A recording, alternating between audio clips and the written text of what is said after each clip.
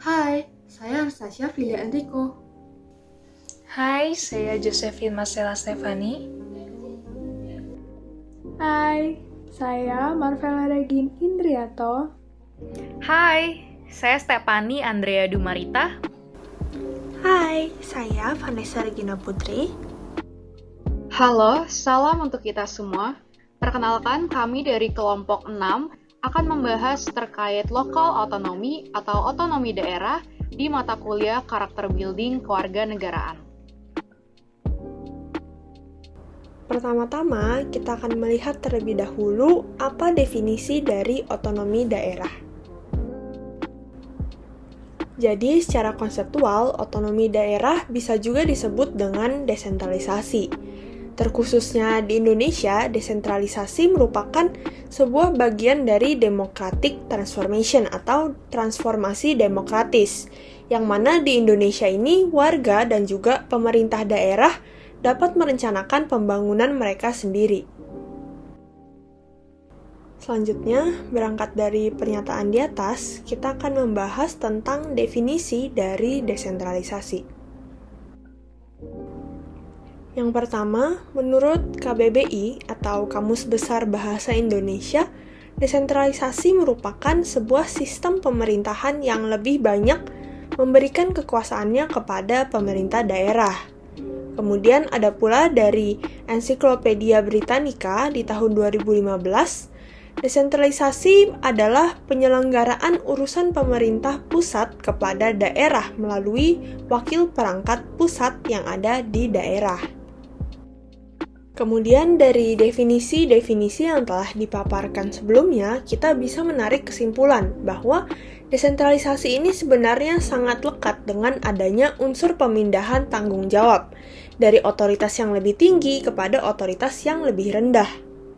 Di dalam konteks otonomi daerah, otoritas-otoritas yang dimaksud ini adalah pemerintah pusat kepada pemerintah daerah, dimulai dari level provinsi hingga ke kabupaten. Saat ini kita akan membahas tentang pembagian desentralisasi. Desentralisasi bisa terbagi ke dalam beberapa jenis, berdasarkan bentuknya dan juga berdasarkan tingkat diskresinya. Pertama-tama, kita akan masuk ke dalam pembagian desentralisasi berdasarkan bentuknya. Yang pertama, ada desentralisasi administrasi, yang mana merupakan redistribusi otoritas dan juga tanggung jawab dari pemerintah pusat kepada pemerintah daerah. Yang kedua, desentralisasi politik, yang mana berkaitan dengan organisasi dan juga tata cara untuk meningkatkan partisipasi warga negara, serta untuk memilih para wakil mereka di dalam pemerintahan. Yang ketiga adalah desentralisasi keuangan, yang mana merupakan kewenangan yang diberikan kepada pemerintah daerah untuk mengurus keuangannya sendiri. Yang keempat adalah desentralisasi ekonomi, yang mana merupakan kewenangan yang diberikan kepada pemerintah daerah untuk mengurus hal-hal yang berkaitan dengan pengelolaan sumber daya ekonomi yang ada di daerahnya. Kemudian terdapat pembagian desentralisasi pemerintah daerah berdasarkan tingkat diskresinya. Yang pertama adalah dekonsentrasi, yang merupakan transfer tanggung jawab dari pemerintah pusat, terutama kementerian pemerintah pusat, kepada departemen di level subnasional atau lokal. Kemudian ada delegasi, yang memiliki arti ada transfer tanggung jawab dari pemerintah pusat kepada organisasi-organisasi semi-otonom yang tentunya tidak dikontrol sepenuhnya oleh pemerintah pusat. Lalu ada devolusi, yang dimana pemerintah pusat ini mentransfer otoritas kepada unit-unit pemerintah daerah terkait pembuatan keputusan keuangan dan juga manajemen. Nah, dalam hal ini tentu pemerintah lokal atau pemerintah daerah mempunyai batasan-batasan geografis yang jelas, legal, dan tentunya terorganisir. Kemudian terakhir adalah transfer tanggung jawab, di mana organisasi-organisasi non-pemerintah memiliki tanggung jawab otonomi sendiri dalam pemerintah daerah. Nah, hal ini seperti organisasi masyarakat sipil, yaitu lembaga sosial masyarakat. Sekarang kita akan membahas prinsip otonomi daerah. Yang pertama ada prinsip otonomi seluas-luasnya, yang kedua prinsip otonomi nyata, dan yang ketiga prinsip otonomi yang bertanggung jawab. Prinsip otonomi seluas-luasnya. Berdasarkan prinsip ini, suatu daerah diberikan kewenangan untuk mengatur dan mengurus urusan pemerintahan di luar urusan yang menjadi urusan pemerintahan pusat yang telah ditetapkan dalam undang-undang. Prinsip otonomi nyata. Berdasarkan prinsip ini, suatu daerah diberi kewenangan untuk menangani urusan pemerintahan yang didasarkan atas tugas, wewenang, dan kewajiban yang secara nyata sudah ada, serta mempunyai potensi untuk dapat terus tumbuh, berkembang, sekaligus hidup sesuai potensi suatu daerah tertentu. Prinsip otonomi yang bertanggung jawab. Prinsip ini bermakna dalam suatu sistem penyelenggaraan pemerintahan harus menyesuaikan dan memperhatikan adanya tujuan dan maksud dari pemberian otonomi. Tujuan yang ingin dicapai adalah mampu memberdayakan masing-masing daerahnya dalam rangka meningkatkan kesejahteraan di masyarakat luas. Sekian dan terima kasih.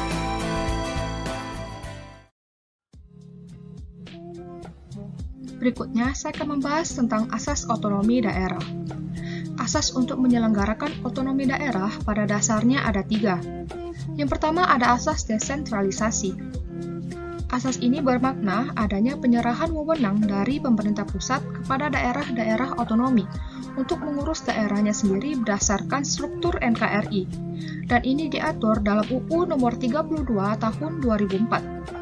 Ada pula contoh pelaksanaannya adalah pembuatan kebijakan oleh DPRD dan desentralisasi di bidang kehutanan dan laut.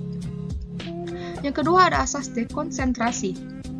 Asas ini bermakna adanya pelimpahan sebagian urusan pemerintahan yang menjadi kewenangan pemerintah pusat kepada gubernur sebagai wakil pemerintah pusat, kepada instansi vertikal di wilayah tertentu, dan atau kepada gubernur dan bupati atau wali kota sebagai penanggung jawab urusan pemerintahan umum. Dalam kata lain, wewenang ini didelegasikan. Dan contoh pelaksanaannya adalah penyelenggaraan Dinas Pekerjaan Umum, penyelenggaraan Asian Games, dan pelayanan pajak pada tiap daerah. Yang terakhir ada asas tugas pembantuan. Asas ini bermakna bahwa terdapat sebuah penugasan yang dilakukan oleh pemerintah pusat kepada daerah otonom untuk melaksanakan sebagian urusan pemerintahan yang menjadi kewenangan pemerintah pusat dan oleh kepala daerah kepada kepala desa dalam rangka melaksanakan sebagian urusan pemerintahan yang menjadi kewenangan daerah provinsi. Dan contoh pelaksanaannya adalah pemilu yang dilakukan di tiap daerah. Kita akan masuk ke manfaat dari otonomi daerah. Para ahli secara teoritik mengungkapkan bahwa otonomi daerah telah memberikan beberapa keuntungan, seperti pertama, meningkatkan prinsip-prinsip dasar pemerintahan yang baik, di mana adanya keterbukaan, politik, partisipasi, dan toleransi. Lalu yang kedua, meningkatkan kapasitas pemerintah daerah untuk mendistribusikan barang atau fasilitas publik secara lebih adil. Lalu yang ketiga, meningkatkan representasi politik dari berbagai kelompok sosial di masyarakat, seperti agama, etnik, dan budaya. Lalu yang keempat, memungkinkan proses pembuatan kebijakan publik menjadi lebih dekat dengan warga masyarakat. Selanjutnya yang kelima, meningkatkan kreativitas, inovasi dari semua institusi pemerintahan dalam merespon kebutuhan-kebutuhan publik, meningkatkan kualitas pembangunan wilayah, dan dapat memobilisasi sumber daya privat untuk investasi dalam fasilitas-fasilitas dan infrastruktur negara. Dan yang terakhir, desentralisasi dipercaya dapat meningkatkan kesejahteraan warga masyarakat. Selanjutnya, kita akan membahas otonomi daerah di Indonesia. Yang pertama, kita akan membahas kerangka konstitusional dari penerapan otonomi daerah di negara Indonesia. Yang pertama, Undang-Undang Nomor 22 Tahun 1999 tentang Pemerintahan Daerah. Undang-undang ini memberikan kekuasaan yang besar kepada DPRD atas bupati sebagai kepala daerah. Maksudnya, bupati dipilih dan diberhentikan oleh DPRD. Selain itu, undang-undang ini juga memuat dua makna penting lainnya, yaitu yang pertama, secara normatif, DPRD merupakan satu-satunya representasi dari kedaulatan rakyat, karena semua anggota DPRD dipilih langsung oleh rakyat. Lalu yang kedua, basis sosial dari kekuasaan setiap anggota DPRD adalah rakyat yang memilih mereka. Selain didukung secara legal dan normatif, secara sosiologis, otoritas sosial dan politik anggota DPRD menjadi sangat kuat. Dengan adanya Undang-Undang tahun 1999, terdapat perubahan yang besar akan kekuasaan DPRD jika dibandingkan dengan Undang-Undang Nomor 5 Tahun 1974, di mana pada pasal 15 dan 16 dari Undang-Undang Nomor 22 Tahun 1999 menetapkan bahwa pemilihan kepala daerah dilakukan oleh Menteri Dalam Negeri berdasarkan 2 orang calon yang diusulkan oleh DPRD. Dengan demikian, jika mengikuti proses pemilihan kepala daerah berdasarkan Undang-Undang Nomor 22 Tahun 1999, jelas bahwa kepala daerah pada era Orde Baru berbasis pada kepentingan politik pusat daripada daerah. Dan yang kedua, kekuasaan kepala daerah tidak tergantung pada DPRD, melainkan Menteri Dalam Negeri. Lalu undang-undang selanjutnya yaitu Undang-Undang Nomor 32 Tahun 2004 tentang Pemerintahan Daerah. Dengan lahirnya undang-undang ini, posisi masyarakat pada era otonomi daerah terus berkembang dan menguat, di mana dengan undang-undang ini, anggota DPRD maupun kepala daerah dipilih secara langsung oleh rakyat. Ini berarti basis sosial dan politik otoritas pemimpin daerah berasal langsung dari rakyat. Dengan pemilihan langsung, kepala daerah mendapat legitimasi moral yang luas dari masyarakat. Pemilihan umum juga dapat mewujudkan tujuan dasar desentralisasi, yaitu penciptaan sebuah pemerintahan lokal yang demokratis untuk meningkatkan kesejahteraan masyarakat. Akan tetapi, meskipun evolusi kedaulatan rakyat mengalami perubahan yang signifikan, jika dilihat secara struktural, evolusi itu dideterminasi oleh besarnya peran partai politik.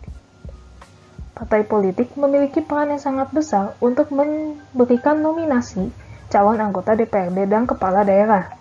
Pola ini, di satu sisi membatasi kesempatan setiap warga negara yang tidak terafiliasi dalam partai politik. Pola ini cenderung disfungsional. Adanya kompetisi yang tinggi antara para calon untuk dinominasi oleh partai politik kondusif melahirkan politik yang transaksional. Partai politik cenderung akan menominasi calon yang memiliki sumber daya ekonomi yang besar. Maka dari itu, disusunnya Undang-Undang Nomor 12 Tahun 2008 tentang Pemerintahan Daerah sebagai bentuk revisi terhadap Undang-Undang Nomor 32 Tahun 2004. Undang-undang ini memungkinkan adanya calon independen dalam kegiatan pemilu. Tujuan otonomi daerah. Pada kesempatan kali ini, aku akan menjelaskan mengenai tujuan dari penerapan otonomi daerah di Indonesia. Tujuan otonomi daerah yang pertama adalah memberikan kekuasaan legislatif pada tingkat provinsi maupun kabupaten untuk memilih dan meminta pertanggungjawaban dari pemerintah untuk menginisiasi dan menyebarluaskan undang-undang dan peraturan-peraturan, menyetujui anggaran, dan menciptakan institusi demokrasi yang baru. Yang kedua, dengan kekuasaan besar yang dimiliki oleh daerah, khususnya dalam bidang pertambangan, kehutan, dan lain-lain, komunitas lokal memiliki kesempatan yang lebih besar untuk berpartisipasi dalam mengambil keputusan dan menyediakan pelayanan bagi diri mereka sendiri.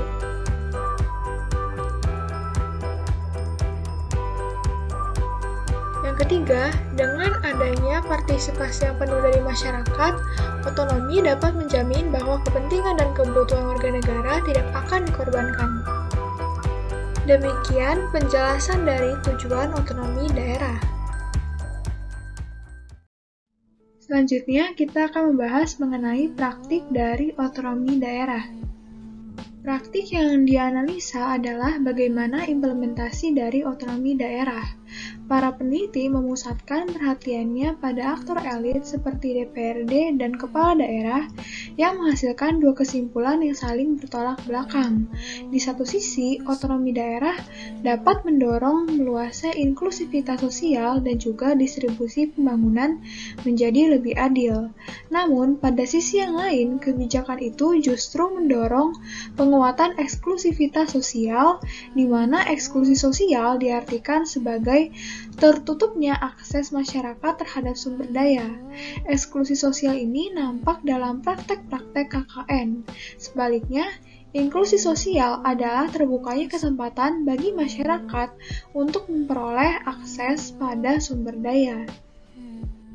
Contoh kasus eksklusi sosial seperti hasil penelitian di Mentawai oleh Mirna Endoven, yaitu banyak politikus lokal yang mendirikan perusahaan kontraktor mereka sendiri, terlepas dari apakah mereka mampu mengimplementasikan proyek-proyek itu, melalui mana mereka bisa ikut menikmati uang yang dialokasikan. Akibatnya, proyek-proyek ditransfer melalui berbagai perusahaan kontraktor teman sebelum proyek-proyek itu akhirnya diimplementasikan. Selanjutnya, John F. McCarthy memiliki analisis mengenai gejala kolusi antara legislatif dan eksekutif di Kalimantan Tengah, di mana Ketua DPRD, Kepala Daerah, Sekretaris Daerah, dan Ketua-Ketua Fraksi DPRD adalah pemain-pemain dalam menyusun RAPD dengan jalan mendapatkan proyek yang bernilai jutaan rupiah. Sebagai imbalan atas persetujuan mereka, maka anggota DPRD akan mendapatkan proyek dan uang yang dialokasikan untuk lobbying. Meskipun tidak ada kesimpulan umum yang dapat menjelaskan praktik KKN, Erwiza Erman dalam penelitiannya tentang praktek KKN di Bangka menyimpulkan bahwa keterlibatan aktor-aktor negara dalam ekonomi informal berkaitan erat dengan mempertahankan sebuah kekuatan politik.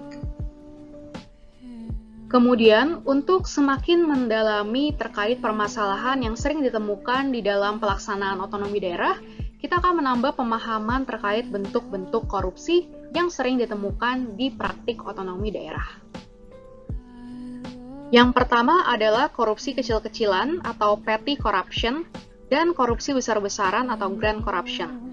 Korupsi kecil-kecilan ini biasanya merupakan bentuk korupsi sehari-hari sampai disebut sebagai korupsi rutin atau routine corruption.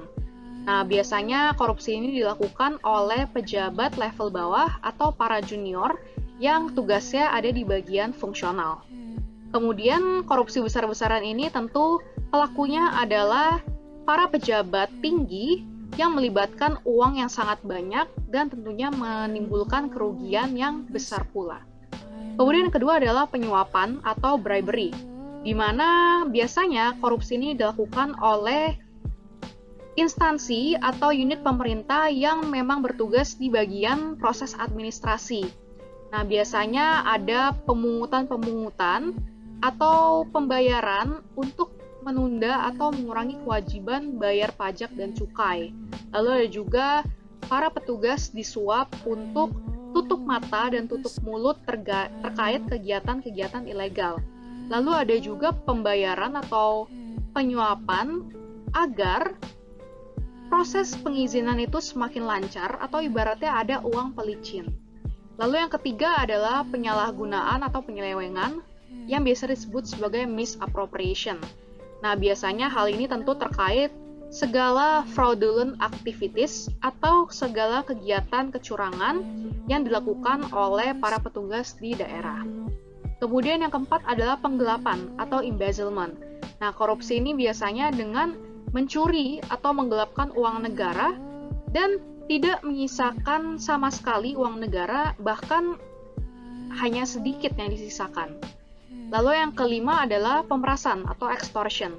Pemerasan ini dilakukan ketika masyarakat kurang memahami terkait aturan atau tata administrasi sehingga menjadi celah bagi para petugas untuk melakukan pemerasan dan menakut-nakuti masyarakat. Sehingga masyarakat yang seharusnya tidak perlu bayar mungkin malah menjadi bayar karena ditakut-takuti oleh para petugas. Yang keenam adalah perlindungan atau patronage. Nah, ini adalah fenomena yang sering kita sebut dengan koneksi orang dalam.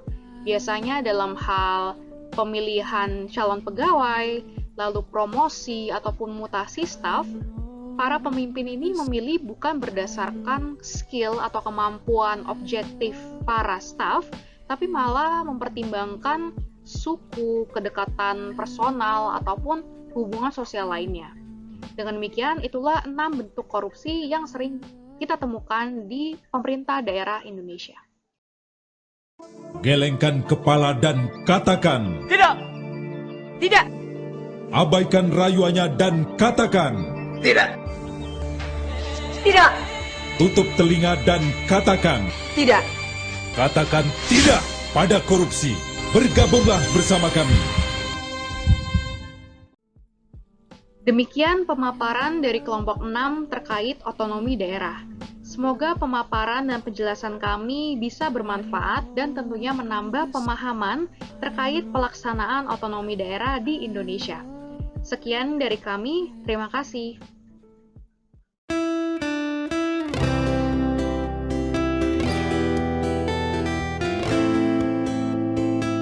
Miliar rupiah dari beberapa kontraktor proyek, artinya